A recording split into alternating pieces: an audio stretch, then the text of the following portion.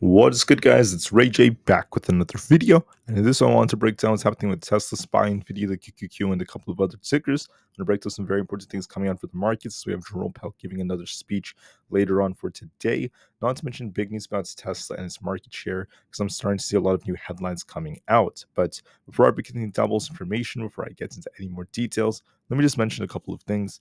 I am personally not a financial planner, so take nothing I say as financial advice. And also, if you guys can, please check out the Moomoo link, which is down below and in the description. If you sign up for Moomoo and deposit $100, you're guaranteed 5 free stocks. If you deposit $1,000 in total, you're guaranteed 15 free stocks. Not to mention free level 2 data with $0 in commission trading. The offer ends in just about 3 weeks from now, so check it out before they run out. Anyways, for Tesla, I just want to mention that right now, Tesla's been trying to push higher towards that 265 resistance. I'm going to be watching that very carefully just to see what kind of reaction we end up getting. Tesla's going to be retesting 265. We'll have to see if we get some kind of rejection, just kind of consolidate up here, or if we end up breaking through it. Now, whether that happens will depend on a lot of different factors, such as how the market ends up moving and also what reaction we get from Jerome Powell's speech today. Jerome Powell starts his speech at 10 o'clock a.m. Eastern Standard Time, so 30 minutes after the market ends up opening. But just know the last time he spoke, which was yesterday at this time, he didn't really say much. The market just chopped around. Tesla managed to hold up very well and actually push. So we'll have to see if Tesla does the same thing again. As of right now in the morning, the market's actually pushing a little bit higher, especially because we're seeing some optimism approaching CPI. So that's helping the market so far. So we'll have to see how things end up going with his speech going on. Besides that, it's just a bunch of bill launches and a few Fed speakers. Nothing too crazy for the rest of the day. Jerome Powell has been saying some things that were very, very arbitrary. Like I said before, he didn't say anything too crazy. He was very, very careful with his words, tried to contain himself. We'll see if he does the same thing for today. If he does do it, we might see some chop again in the market. So just get ready. We'll see what happens with Powell's speech. Now, for earnings, just as a reminder, we have WD-40 after the market closes. Going into tomorrow, we have PepsiCo, then we have Big Bang earnings on Friday. That's going to be very important.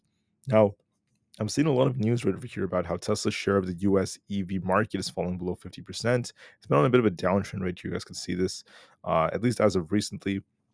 Does this mean anything too horrible? Not necessarily. I mean, Tesla's market share is expected to actually continue to decrease because there's so many new companies joining the EV space. If you look at companies like GM, if you look at Ford, if you look at a bunch of others, they're continuing to join in, and that's adding to more and more competition. But what's happening is the overall market is just continuing to grow here in the US. As the market is growing, what matters more is how are Tesla sales growing in the US?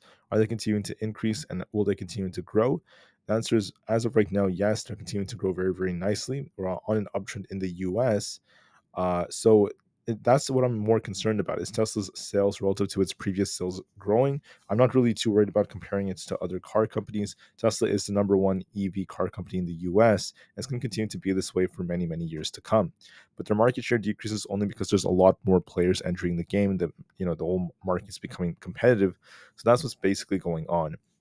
If the market had about, for example, a million cars, there are only a million US EVs sold each year, just hypothetically, right?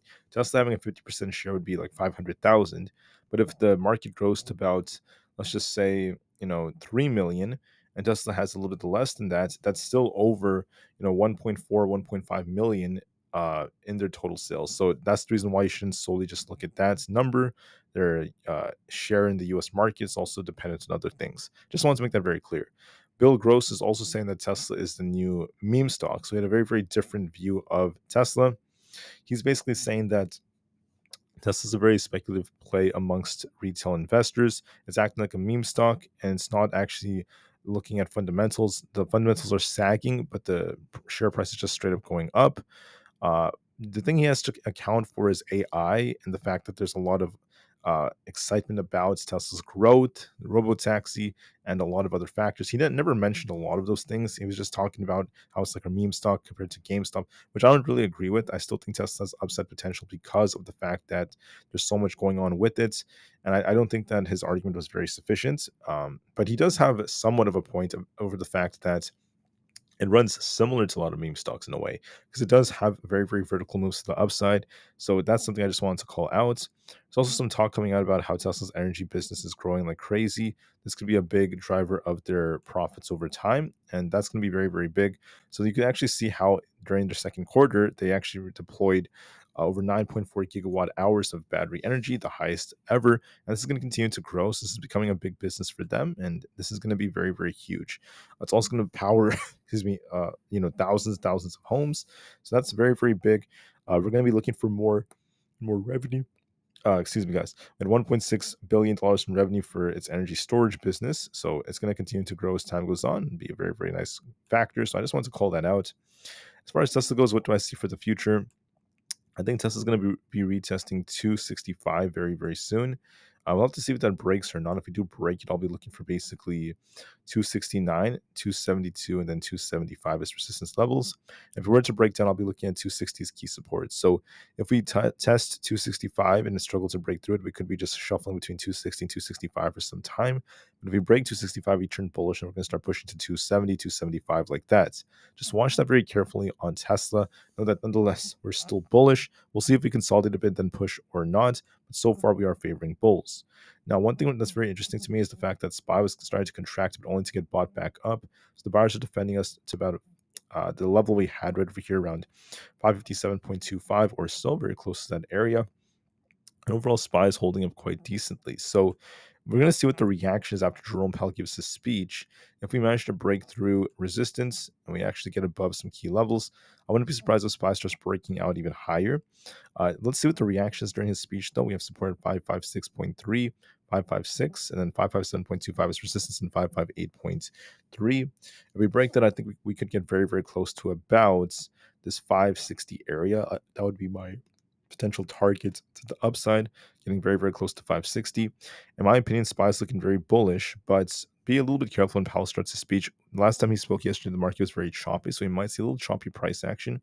But then towards the end of the day, we could push higher because the market's looking very optimistic approaching CPI. Nvda is breaking out. Look for 135 to be tested. We're going to see what kind of reaction we get from that. But overall, the share price is looking more and more bullish. Bitcoin is also trying to break out. As long as we hold above 58,000, I'll be looking for 60,000 to be tested. If we lose 57,000, we'll be dipping, but this favors kind of like an uptrend all the way up to 60,000. For the QQQ, we're on a very, very nice looking uptrend. We're trying to retest this 500 resistance. If this breaks, we have 501 coming next and 502.5. But overall, we are looking more and more bullish. So I think that this is favoring upside. The QQQ is on a nice uptrend. If we were to reject on 500, we'll be coming down to fill this gap towards 498. But overall, we are looking more bullish, in my personal opinion, on the 4-hour time frame, and we're looking decent overall. This is favoring upside for the 500s, but just be careful with Jerome Powell's speech. We might chop a bit when he starts speaking, and maybe after he's done, there's a possibility to push higher because of optimism for CPI, so things are shifting different from before. Apple's going up to 230s resistance. We'll see if we break this or not, but that's going to be key. So far, so good from Apple. For Supermicro, we're just kind of chopping. We are retracing back down to 880, only to just chop around a bit. This looks a little bit more bearish. It might actually dip towards 876 before it tries to shuffle. So we'll look for a little retracement before anything else. For Amazon, we're also kind of shuffling in this 200 area. If we break through this, we'll be looking for 202 and 205. Not quite there yet. We're just shuffling, so we'll see what happens. There could be a push coming later on. For Coin, we're dipping a little bit. Look for the range between 218 and 222. We're going to likely be stuck between that range for now. For Meta, we're just shuffling as well. We have 535 as resistance and then 530 is our support. We're just kind of shuffling too. We're going to likely continue to do so as time goes on. Not to mention a few more like Microsoft dipping a little bit. It might come down to fill this gap towards 460. It's going to likely remain a little bit range bound for now. But then after Powell's speech, we'll see if we get a bounce back up to 464. And then we have Google. This will be the last one I talk about. We're just shuffling right now around this 190 area. It's going to likely continue to shuffle, but there could be a test of 189 if we were to dip a little bit lower, only to bounce after that. So the market's looking like it might shuffle a bit, but some tickers have some upside potential, like SPY and the QQQ. But for now, let me just make it very clear that Tesla, of all things, wants to push a little higher to 265, and we'll see what kind of reaction we get. Will we range trade between 260 and 265, or will we get a big breakout once again above 265 to push up to 270 and 275? Watch the 265 level. Do we break it or not? And then we'll see how things go with Jerome Powell's speech. The guy speaks in just about 1 hour from the time I'm recording this. We'll see what he says at 10 o'clock a.m. Eastern Standard Time. So get ready, guys, to do what you have to do. That being said, I'll see you guys very soon on the next one, and peace out.